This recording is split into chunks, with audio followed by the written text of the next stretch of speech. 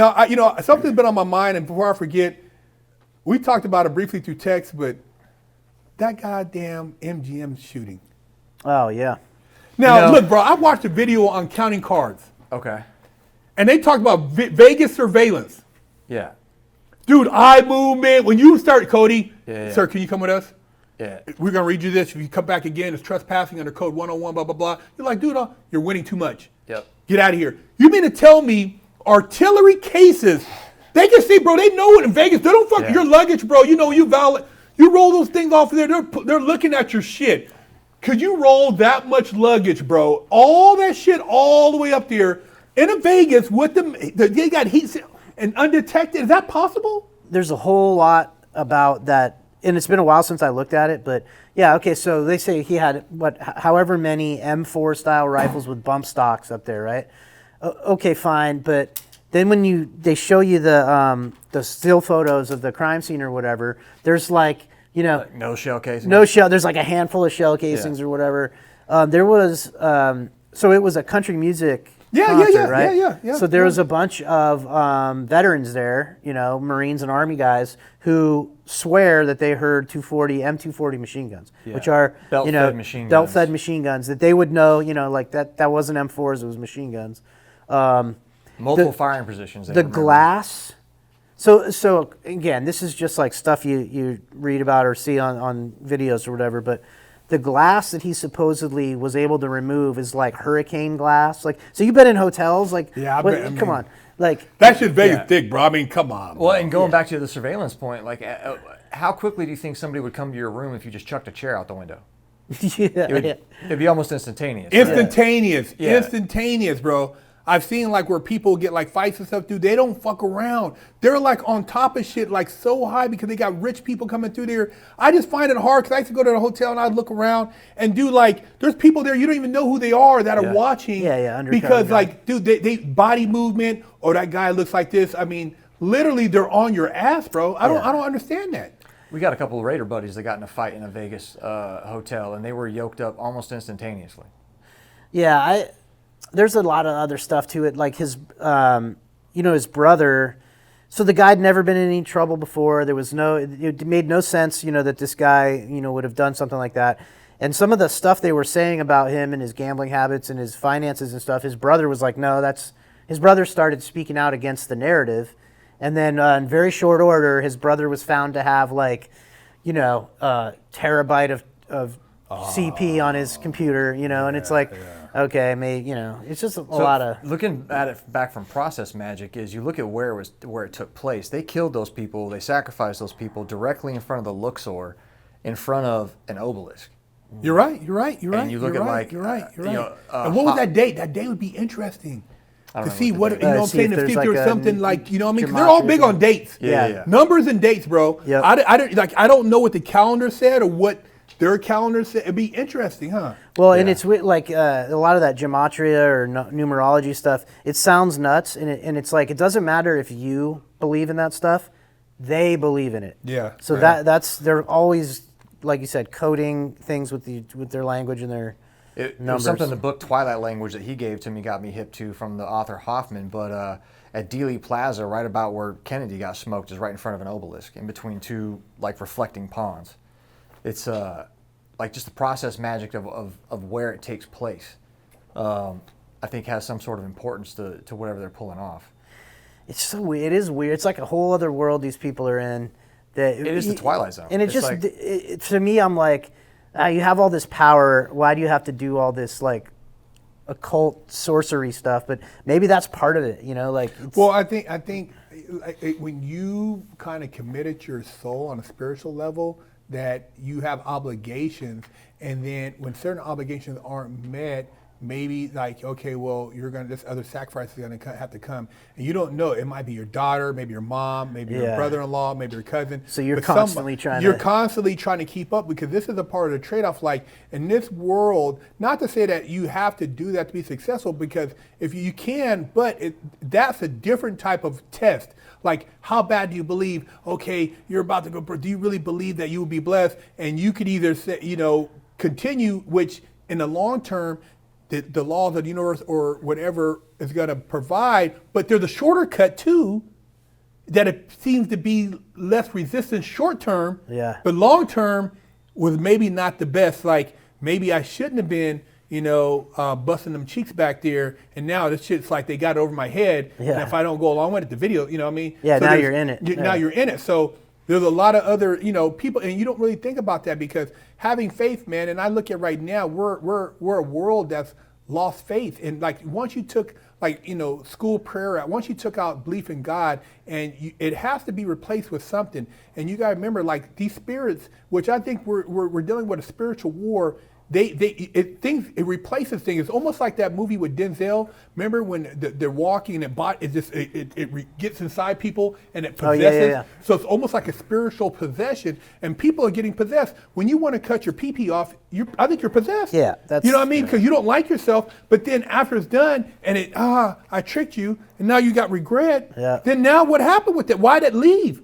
Was it just like when I robbed the bank? I was possessed. Yeah. I got out the car. Mask on, I was possessed. When I got arrested, it left. Aha, Big Herc, I got you. Look at you now. Yeah. I was like, fuck. Because why couldn't I have felt that before? Because I was under a hypnosis almost. I don't know what it was. I can't remember like what was going on. See what I'm saying? I was tricked. It's like everyone experiences this to some degree.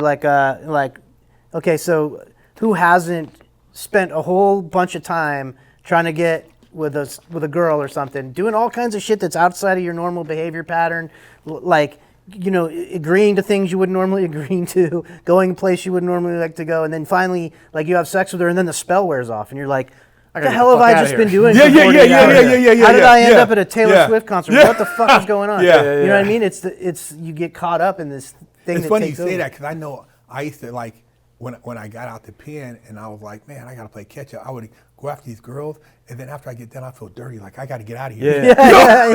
I'm gotta find a way. She's like, hey, she'd go back in the bedroom. I'll look through the crack. I'm like, I gotta run. Dude. Are her sheets long enough to make a rope? Because she's fucking out the window. It's like you had this sexual thing and it just possessed you, but then it's gone. Yeah. It's like you didn't even want to kick it and have a donut. You're like, That's low vibration. It's like, you open yourself up to. That's that root chakra fucking low vibration shit, man. Like, I mentioned another thing to you guys I talked about that I watched and I texted you about. I just got to watching that 13 Hours, man, and it's that straight shit show. Benghazi one, and wasn't that the thing that what Hillary's tied to? Or she tried to cover. They tried to cover up. I don't know about what they tried to cover up, but they pulled her in to do congressional testimony, and some of the Republican congressmen were grilling her about it, and famously she was like, basically almost verbatim is something like, well, they were asking her like, why wasn't this decision made at this time, and why didn't you do this and you did do that, and basically she's like, well, they're dead, so what's it matter? That type of thing, it was the Epstein answer. Yeah. From Bill Gates. Epstein's dead now, so there's nothing new there. But those guys, I mean, as far as I know, that's a pretty accurate depiction of what happened on the ground. Now, who knows the backside of that, like why all that happened? Yeah. That's the part. They initially lied saying that it was because somebody burned a Koran on YouTube, which is crazy. Or made a stupid. That's not why that. Yeah, but that's nonsense. So I think like with a movie like that, they're going to show you, because they had some of the guys that were there, involved in making the movie. So they're going to show you like an accurate tactical depiction of what happened, so they can lie to you about the backstory. Yeah, like Zero Dark 30. These movies are essentially to build a narrative for the populace's mind on how something went down. Everything from 13 Hours or Zero Dark 30, Lone Survivor, even Black Hawk Down. I mean, these are all missions that went terribly wrong. They're all missions that if you look at in the area where they were going down, like there was really no, like Black Hawk Down. I mean, he was in the original Somalia. Like, what the fuck were we even there for, Like, do you think they actually make the movie afterwards and the cover of to kind of clean up the narrative? A form of limited hangout. Yeah. You've heard that term?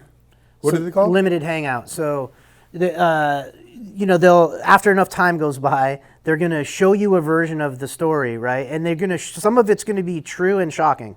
They're doing it right now with Kennedy stuff. Now it's like out in the open that the CIA had something to do with killing Kennedy. Yeah, I know. Okay, so they're gonna, and they'll have guys come on Rogan or whatever to talk about, insiders. So it's a limited hangout. They're like, hey, look, there's enough in the public consciousness to know about this. own up to it now. Yeah, let's own up to a little bit. All the people that were involved are long since gone. Doesn't matter. And then for the public that's like clamoring for resolution, they're like, the truth is out. No, a sliver of the truth is out that you now accept as the whole story. When in reality, so like with these war movies and stuff, it's an opportunity for them to show you some heroic behavior from the military people, so you can feel good, patriotism, all that. And then it just gives you a scene in your mind that's like a representation of history, so you don't hold them accountable for why the hell were we there anyway? Right. Focus on the heroes. Yeah. Focus on the helicopter crash. Well, why the hell was the helicopter Well, there? when I think about that movie and I seen that, and I'm like, man, the like you said, the firefight, the tactical firefight, blah blah blah, and they're showing Omar. It's like to me a way to distract you from the Omar Gaddafi hit. Because Omar Gaddafi, bro, was changing the landscape. I remember he was going to go on the gold standard. Yes. He had put the water. He was going to create a water pipeline, which those people had no water. They were going either you shower or you eat. You know what I mean? So you had limited water, and then they said, he's hiding weapons in the water tunnels. And the UN came over there, and remember, Killer Nolan said, blow his ass up, get rid of him.